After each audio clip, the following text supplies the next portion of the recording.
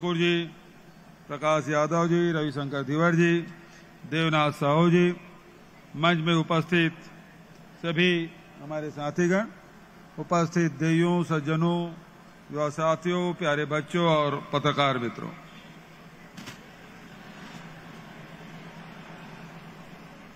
कौशल्या माता के मंदिर प्रांगण में 3 दिन तक के महोत्सव का आयोजन और इसमें देश भर के बहुत ही प्रसिद्ध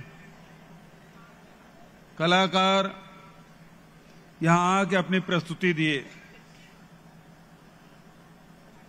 बेमौसम बारिश ने कुछ बाधाएं डाली, फिर भी आप सबके सहयोग से ये कार्यक्रम अब संपन्न होने जा रहा है। आदरणीय साथियों, हमारी सरकार ने राम वनगमन पर्यटन परपथ निर्माण कार्य को हाथ में लिया है, जिसमें सबसे पहले शिवरी नारायण,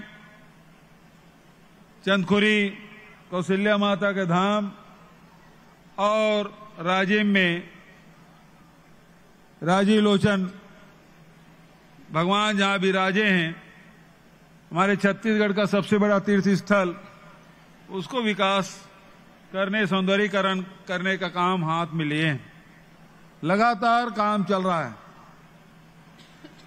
काम अभी पूरा हुआ नहीं है कि लोगों का आना और खासकर इस मंदिर प्रांगण में शनिवार, रविवार, सोमवार को इतनी भीड़ लगती है जिसका कोई हिसाब नहीं। आज जिस प्रकार से लेजर शो का उद्घाटन हुआ, बहुत सुंदर चित्रण, और उसी प्रकार से चंदखुरी के विकास में धार्मिक यात्रियों के सुविधा के लिए बहुत सारे निर्माण कार्य किए जा रहे हैं। इसका उद्देश्य यही है, हम दूर दूर जाते हैं, लेकिन हमारे जो यहां छत्तीसगढ़ में जो कुछ है उसको हम लोग अनदेखा कर देते हैं। छत्तीसगढ़ में वनवास काल में सबसे ज्यादा भगवान राम यहां व्यतीत किए। कौशल्या माता का मायके इसलिए हमारे राम भांजे हुए, और इसलिए भांचा राम करके संबोधित करते हैं। भांजा भले कितना उम्र में छोटा हो, मामा उम्र में कितना भी बड़ा हो, लेकिन भांजा का पैर छूने की परंपरा पूरे हिंदुस्तान में कहीं है तो केवल छत्तीसगढ़ में। क्यों? कि भांजे में भगवान राम को हम लोग देखते हैं, इसलिए भांचा राम। लेकिन बहुत सारे साथियों को तकलीफ होती है जब हम कहते हैं कि कौशल्या माता का जन्म छत्तीसगढ़ में हुआ है, तो कहां पर हुआ, हमसे सवाल करते हैं। उनको अवसर मिला 15 साल तक के कुछ नहीं किए, लेकिन जब हम निर्माण करते हैं, सौंदर्यीकरण करते हैं, कार्यक्रम का आयोजन करते हैं, तो उन्हें तकलीफ होती है। अभी पिछले दिनों, अभी 2 दिन पहले की बात है, अक्षय तृतीया मनाए, इंदिरा गांधी कृषि विश्वविद्यालय में भूमि माटी पूजन का कार्यक्रम आयोजित किया। वहां मैंने कुछ बातें कही, उसका भी विरोध करना शुरू कर दिए। भाई, अक्षय तृतीया के दिन परशुराम जयंती भी होता है। भगवान परशुराम का छत्तीसगढ़ से क्या नाता है, किसानों से क्या संबंध है, मैंने बताया तो लोगों को पेट में दर्द होने लगा। यमदग्नि ऋषि और माता रेणुका यही छत्तीसगढ़ में निवास करती थी। वो ऋषि वैसे भी अमरकंटक के माने जाते हैं, लेकिन ये सरगुजा से आते हैं पारसनाथ जी। उदयपुर के पास एक गांव है, वहां आज भी 5वीं सदी का मंदिर आपको मिलेगा। उस गांव में 2 एकड़ की ऐसी जगह है जो बरगद का झाड़ है, और उसमें अस्त्र शस्त्र भाला बर्छी सब वहां रखे हुए सैकड़ों साल से, और वहां आदिवासी उसको पूजन करते हैं। रेणुका नदी के किनारे है। अब वो आजकल वो रेण नदी हो गया। क्यों पारस, गलत बोल रहा हूं? उसी की रेण नदी बोलते ना। अब वो रेणुका नदी, और रेणुका माता किसकी माता थी? भगवान परशुराम की। और वहां है, आप नेट निकाल के देख लीजिए। दूसरा मैंने उदाहरण दिया, परसपाल, महेंद्र कर्मा जी का नाम तो आपने सुना होगा, उसका गांव फरसपाल। और फरसपाल में वहां हर साल मेला लगता है, परशुराम जी की मूर्ति लगी हुई है, और वहीं पे हजारों के तादाद में आदिवासी हर साल मेला भरते हैं। अब दंतेवाड़ा के और अंदर में भगवान परशुराम की मूर्ति मिलना, क्या आपको आश्चर्य में नहीं डालता? क्या संबंध थे वहां से?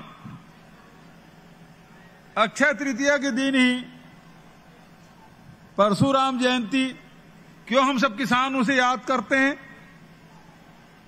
भगवान शिव ने परशुराम जी को अस्त्र शस्त्र का ज्ञान दिया था, और उन्होंने निर्देश दिया कि दत्तात्रेय ने 60,000 श्लोक का निर्माण किया है, उसको 60 करना है।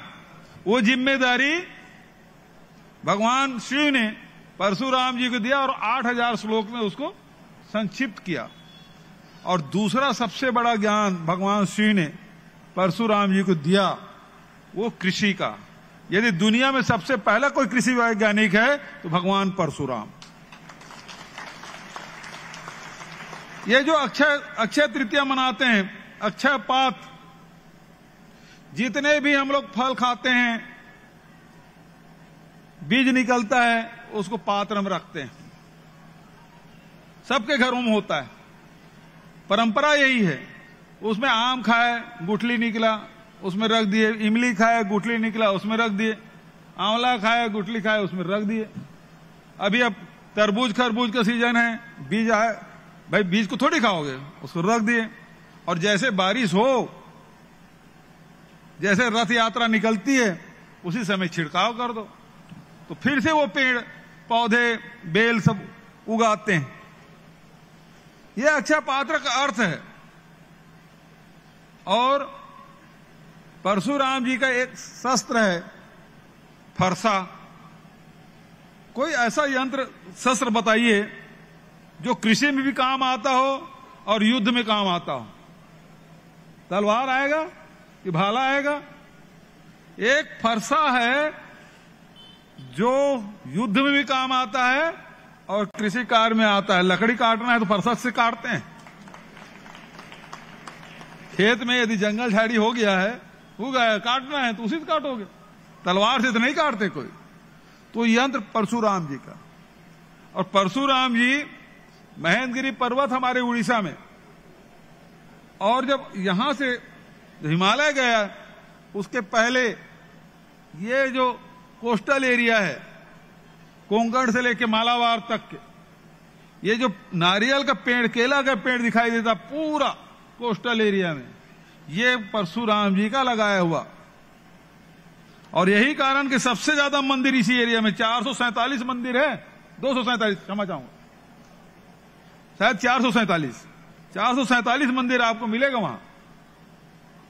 तो परशुराम जी जो जिनका कार्य क्षेत्र जहां रहे वहीं तो उसकी पूजा होगी।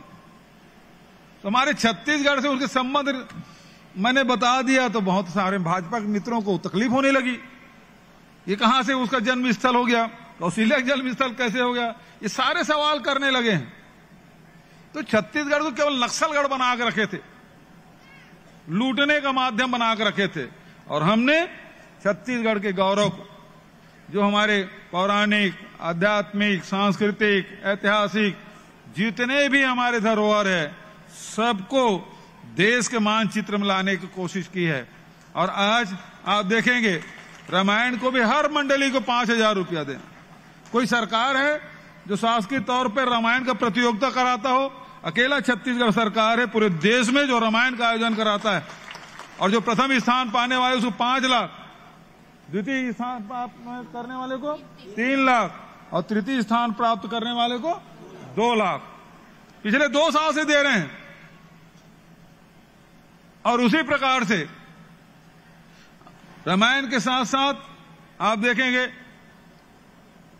जितने भी आयोजन आप देखेंगे सांस्कृतिक, राजिम पुन्नी माघी पुन्नी मेला से लेके जितने भी आयोजन हैं हम लोग बढ़ चढ़ के कर रहे हैं। ये हमारी पहचान है। ये लोग एक जगह मेला स्थल तक नहीं बना पाए और हम 55 एकड़ का मेला स्थल वहां बना रहे हैं। छोटा मोटा काम नहीं है। इनके शासन काल में महादेव घाट को जितनी जमीन सब कब्जा करवा दिए।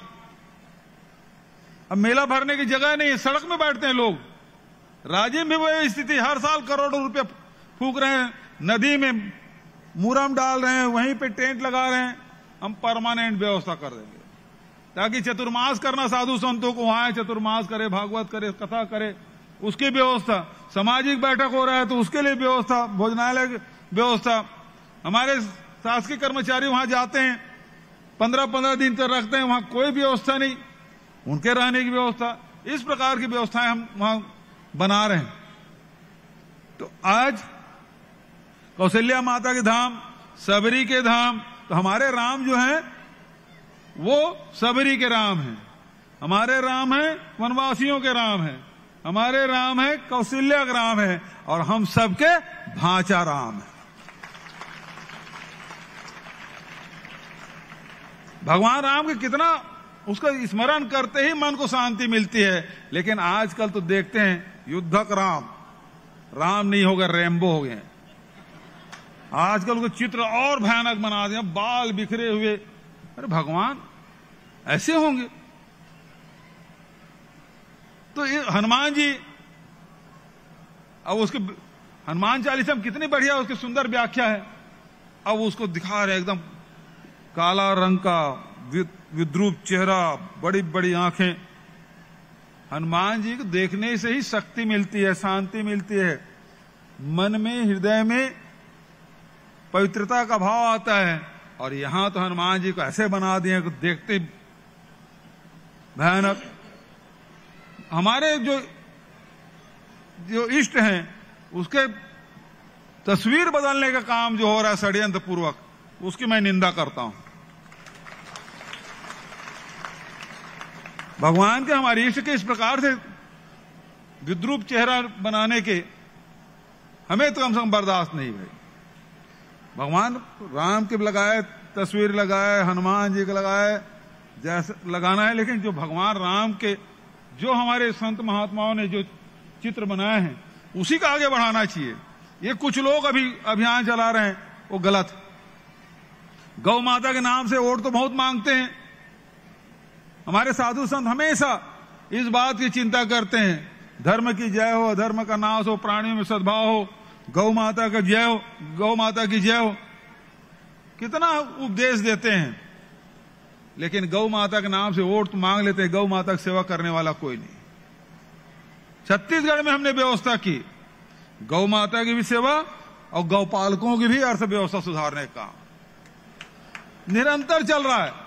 और आज इसी सब कामों को देखते हुए हेमचंद यादव यूनिवर्सिटी दुर्ग ने मुझे मानद उपाधि दी, डॉक्टर की उपाधि आज दी है। तो जो काम हम लोग के छत्तीसगढ़ के 4 चिन्हारी, नरवा, गरवा, घुरवा, बाड़ी, और इसमें कितने लोग शोध भी कर रहे हैं और उसमें हम लोगों को ये सम्मान दी गई। तो जो छत्तीसगढ़ के जो मूल तत्व है, मूल आत्मा है, उसको समझें, उसको पहचानें। आज हम लोग छत्तीसगढ़ में छत्तीसगढ़ी पर्व मनाने के लिए हर पंचायत को 10,000 रुपया दे रहे हैं ताकि हम अपने तीज त्योहार को अच्छे से मना सकें। इस प्रकार के आयोजन हम लोग कर रहे हैं। तो हमारी छत्तीसगढ़ की संस्कृति, चाहे तीजा हो, पोरा हो, हरेली हो, विश्व आदिवासी दिवस हो, कर्मा जयंती हो, छेरछेरा पुन्नी हो, सबको मिलकर मनाएं। तो ये हमारी पहचान है और इसको हम लोग आगे बढ़ाने का काम हम लोग करें। और सबसे बड़ी बात यह है कि महात्मा गांधी जी ने कहा कि राम राज्य होना चाहिए।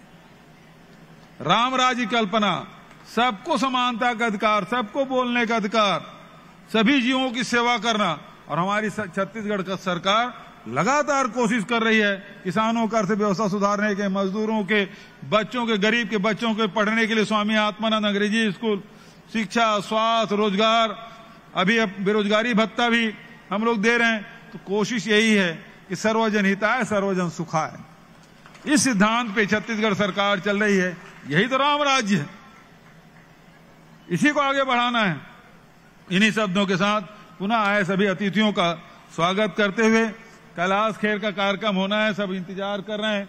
उनको भी हमने मंदिर माता कौशल्या और राम के मंदिर का दर्शन कराया और यहाँ जो हो रहे विकास कार्यों को उन्होंने निरीक्षण किया।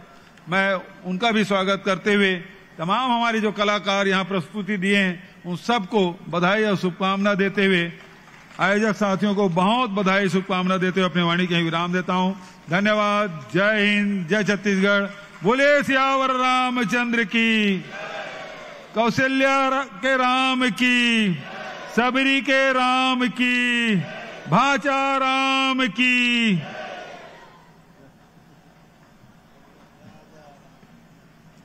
बहुत बहुत धन्यवाद माननीय मुख्यमंत्री महोदय आपके संबोधन के लिए।